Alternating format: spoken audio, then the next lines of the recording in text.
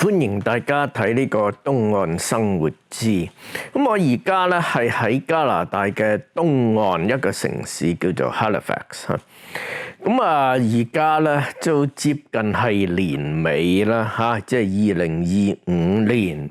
即係就嚟過啦咁。對於2026年咧，我有啲乜嘢嘅展望呢一啲啦。即係唔敢講因為咧做一個預測咧就幾時咧都好牙煙嘅，做錯嘅機會就有好多。咁但係咧呢幾日咧就睇見一啲嘅數據啦，令我諗得到會2026年咧有啲乜嘢我可以話係預測得到。嗱，話到明我唔係乜嘢先知，我唔係乜嘢經濟學家呢啲全部咧都係可以話係靠估嘅，因為嗰啲嘅 variables 好多即係而家即係而家有啲乜嘢資料，有啲乜嘢數據都好啦，始終咧唔會話係完全噶，同埋有啲咩突發事件咁樣咧就會搞亂晒㗎嚇。咁所以咧我只可以係用我而家可以知得到嘅嘢嚟諗下，喂，2026年咧會係繼續咧會有啲乜嘢嘅 trend 咁。如果大家即係睇得到咧，要鬧嘅，如果係即係喺加拿大好喺香港好，香港就冇乜呢個問題啦但係如果加拿大好、美國好，個個咧都話喂通脹好緊要咁樣。咁但係咧喺美國好，喺加拿大好咧，上個禮拜講得出嘅通脹嘅數字咧係開始咧係緩和啦，係2點幾個 %，美國都收縮咗咁。嗱，通脹呢樣嘢咧，可以話係兩刃嘅利劍，即係兩邊嘅嚇。冇人話想為通脹好高一出街買親買餸好，買乜嘢都好，入油都好，哇，越嚟越高越嚟越高咁。咁但係咧，通脹嚟講，起碼喺加拿大而家咧係暫時嘅普遍嘅係緩和咗。咁我點解咁講咧普遍咁，因為計通脹咧，美國同加拿大都係啦，係一個 basket， 唔係話一兩樣嘢，係好多樣嘢冇錯。咁買餸呢一啲食物咁樣，同埋咧啲油價交通你屋租稅呢一啲咁即係你要生活嘅話，喺呢一度，喺美國、喺加拿大、喺英國、喺香港，乜都好啦，一定要買嘅。呢啲唔可以話係即係奢侈品喂，即係你要返工嘅你搭巴士都要俾錢嘅，你揸車好你要食嘢要買餸嘅你話點樣即係食少啲都好啦，你都要食嘅。租咧你要俾租嘅，喂，我有錢我唔使俾租我間屋買斷㗎啦咁你都要計埋喂，即係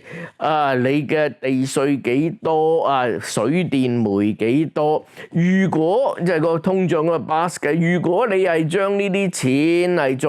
要買咗間屋要投資即係話要再租過，你要幾多錢？嗰個 basket 喺度呢個 basket 咧呢一個月度咧就低咗啲咁所以通脹嘅壓力咧喺數據上面咧係低咗，但係咧就呢個就係咁喂，即係人哋咩 Statistics Canada 好，乜嘢美國乜統計處好係咁樣嚟計咧對你個人每一個人嘅感受都唔同嘅。好似哇喂，係咪通脹係低咗啊？即係減緩啫喎，即係啲嘢係冇跌價㗎，係升得冇咁快咁解，升咗就升㗎啦，最多就唔升咁多啊。咁但係即係貴咗咧就一路貴落去嘅，咁你嘅人工咧就真係未必可以追得到嘅，咁你即係話咧，你嘅購買力咧係減少咗嘅，咁所以通脹雖然表面嘅數字咧係低咗，咁但係喺你嚟講咧，喂，買啲牛肉哇10幾蚊一磅啊，頂唔順啊咁，我啱啱買完餸翻嚟，哇10幾廿蚊一磅牛肉啊，啲雞哇一雞就平啲咁，但係都好勁啊喂，即係比起1年前嚟講係貴咗啊，唔止係貴咗少少，係貴咗好多㗎嚇。咁但係而家即係喂呢幾個月啊冇貴得咁緊要，冇繼續升咁解嘅啫嚇。咁所以呢個幾肉赤嘅。咁你喂咁升咗上去咁喺個通脹個率而家係放緩，咁有冇嘢係跌價㗎咁？喺即係我上幾個片係講啦，而家加拿大嘅人口就減少咗，尤其是學生呢個非non-permanent residents 非永久居民呢啲臨時居民呢啲咁咧就減少咗，咁加拿大嘅人口一路少啦，咁樣咧即係話喂。唔同疫情嘅時候啦嚇，唔係話啲人係咁嚟，喂你整貴咗我啲租，你beat up 咗我啲屋價，冇呢回事。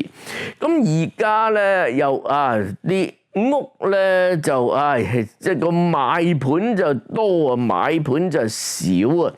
咁所以屋價就放緩。就算租樓啦，因為少咗人租，你啲學生又話有 cap 唔嚟得咁樣，租又話要冇乜咁多人租，你要劈一啲價啦咁樣嚟講咧，喺個租務嗰度就跌咗價，食物嗰度就繼續高咁，但係咧你打翻勻咧，喺大體嗰啲嘅數字哇係通脹係放緩咁，喂，但係如果你一路都俾開個 mortgage， 俾開個租，你個租約仲有1年2年咁，但係你係俾咁多，咁但係咁喎嗰啲豬肉、牛肉蔬菜咧就繼續高啊！咁呢鑊都幾熱，尤其是而家係冬天啦，要新鮮一啲嘅蔬菜咧係貴㗎嚇。咁但係咧，喂，啲油價係呢一排係跌咗㗎嚇。咁所以咧，你話入油嘅時候就入少，即係俾少咗錢。咁喺嗰度冇咁肉赤。咁但係咧，使食物喺其他嗰啲衣服呢一啲咧，都繼續係高咗價嘅嚇。咁嘅時候咧點算咧咁？咁但係你話加拿大嘅央行咧，而家話就話會減息，但係減來減去咧都唔係話減得幾多。咁呢一個咧同你3-4年前疫情仲喺度嘅時候咧，就成一個好大嘅對比。點解咧？喺2021、2022甚至2023嘅時候咧，呢一度嘅利率咧跌到差唔多係零㗎，即係你存款係冇息㗎嚇。但係咧，如果大家喺嗰陣時嚟嘅話要買樓啦，話要個 mortgage 咧，嗰陣時嘅 mortgage 咧係好平嘅，係2個幾3%已經係嗰陣時已經係即係話好高。咁嗰陣時真係2個幾%，你可以定你4年5年 mortgage 㗎嚇。嗱，但係咁啊，呢個日子就快到啦。你2021開始，如果你嗰陣時開始啦，喂買咗間樓，或者嗰陣時 renew 咗個5年 mortgage 咧，咁你2026年咧就嚟個 mortgage 咧就到期噶啦，就要翻新，要再簽啊。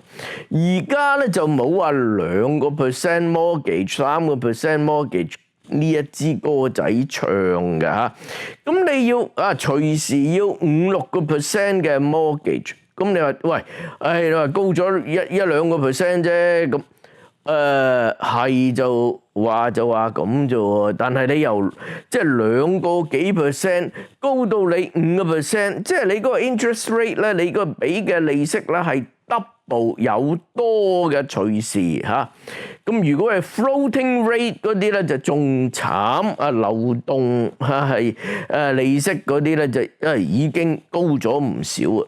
咁而家咧就即係如果你係 fixed rate 2026年咧要再 renew mortgage 嘅話咧，哇隨時你嗰啲嘅利息咧要俾高1倍㗎嚇，即係咁呢個食到入肉㗎嚇，因為如果你唔係話一個月你嘅收入唔可以忽然間要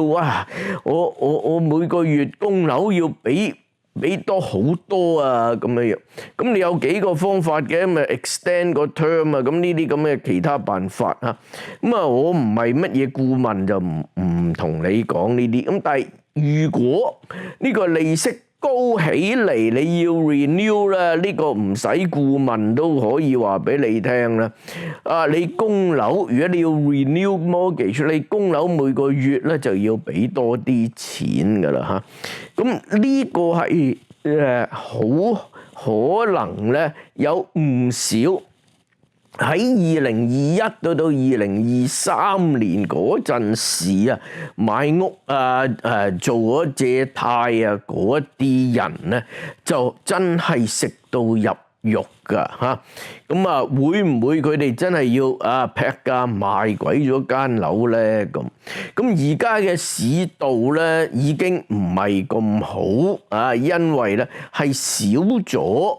人咧嚟買樓，因為加拿大嘅人口咧，我上個幾個片亦都講過咧，係大減㗎嚇，真係喺1940幾年以來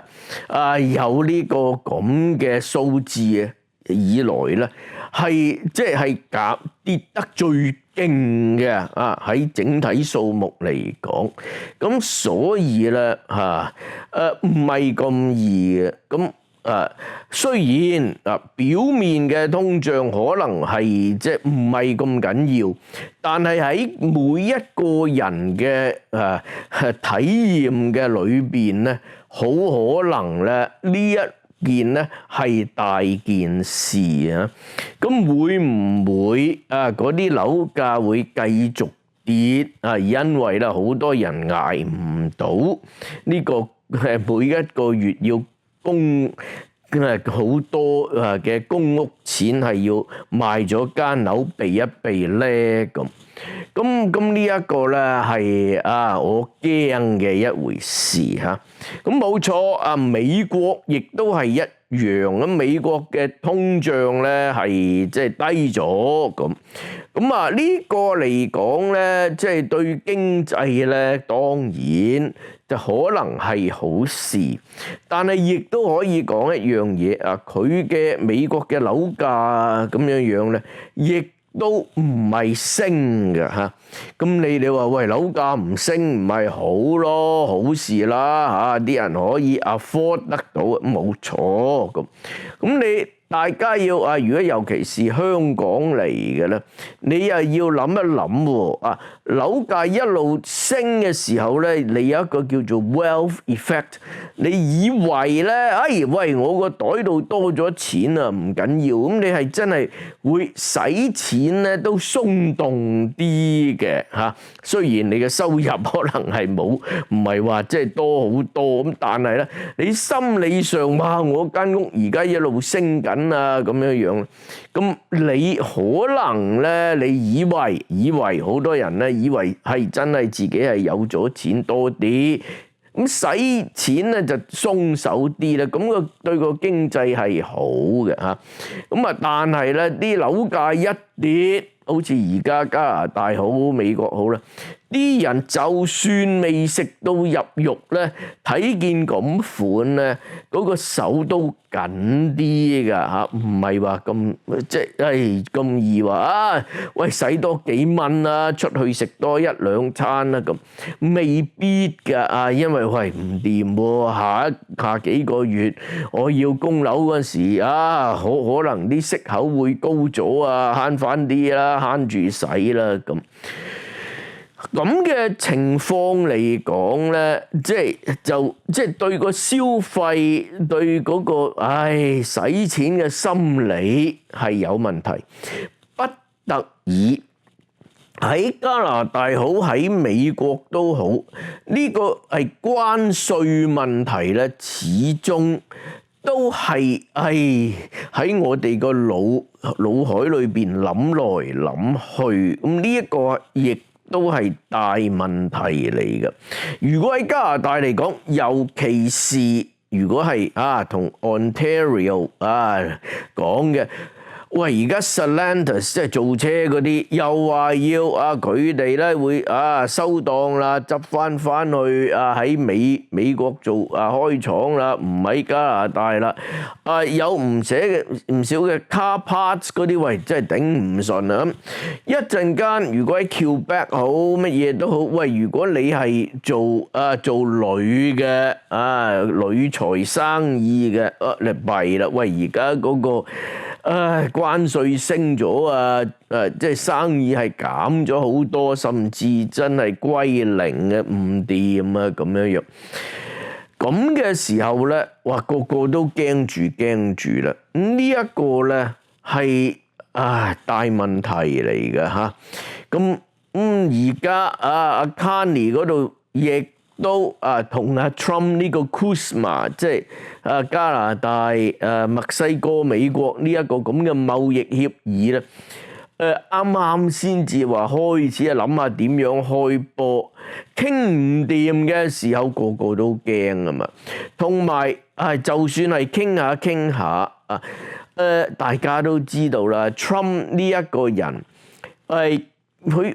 咁鬼死情緒化嘅，傾下佢一陣間又抌一個 curve ball，又抌又抌一樣嘢，咁即係你冇得估計嘅，有得估就估啫，你呢個連估都冇得估啊！喂，佢會點啊？忽然間整嚿嘢出嚟，唔係咩啊？我唔知啊。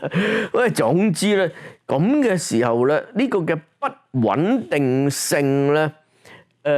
對加拿大嚟講咧，係真係好煩嘅嚇。咁對美國係咪好啊？係咪即係 Make America Great Again 啊？咁未必因為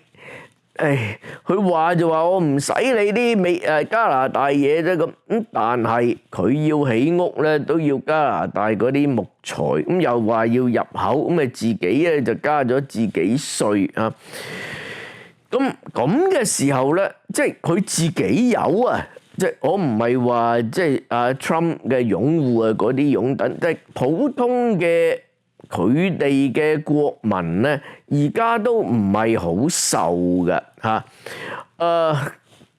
咁嘅時候咧，究竟美國嘅經濟呢個係世界最大嘅經濟體，佢係會係點咧？咁佢哋自己都搞到一團糟，唔知㗎嚇，咁樣點算咧？就真係不穩定、不確定性。你話歐洲咁，喂，歐洲唔係仲慘？係啊，歐洲係真係仲慘，但係起碼咧，歐洲自己咁多個歐盟國家，自己可以自己喺度 trade 咧。都即係可以頂得順一啲咁，但係都唔係好噶啦。英國亦都話搞到一團糟而家嗰個嘅工黨亦都唔係話可以扭轉個經濟扭得咁好，係咪？好啦，講翻我講廣東話呢一度啦嚇，香港咁。香港咧嚇，我前個月翻香港咧，即係人係多咗，內地嚟嘅遊客咧係多咗，咁但係普遍嚟講咧嘅經濟咧都係即係壓下啊！咁我自己當然係想香港嘅經濟會繼續會好，唔單止係平啦。咁但係而家嚟講咧，係即係有難度嘅一個問題啊！咁係咪即係完全冇進步嘅咧？亦都唔可以咁講。咁但係啦，喺香港嚟講唔好話零售啦，房屋係有問題嘅嚇，因為咧始終即係唔好話即係2010幾年17、18、19初嘅時候嗰啲嘅樓市個個都喺度升，而家唔會啊！喂，即係唔好繼續跌咧，已經係一個好好嘅事咁。你話喂，政府有冇得可以做作可以振興翻個經濟咧？咁我都話到明，我唔係專家，咁我希望佢哋會啦嚇。但係而家嚟講咧，係真係，如果淨係平平穩穩咧，已經係好彩㗎啦，即係唔好跌，已經係執到啦嚇。咁所以咧，即係喺而家咁嘅環境嚟講咧，2026年咧，我會唔會話呢個係會大好啊咁樣咧？我就睇唔到無論喺香港好，喺加拿大好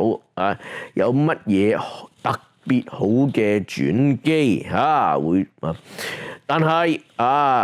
我就梗係希望我錯啦，我梗係希望無論香港好，加拿大好係我哋嘅經濟可以穩地嘅，唔使快，慢慢嘅穩步嘅向好啦嚇。咁呢一個片咧講住咁多先。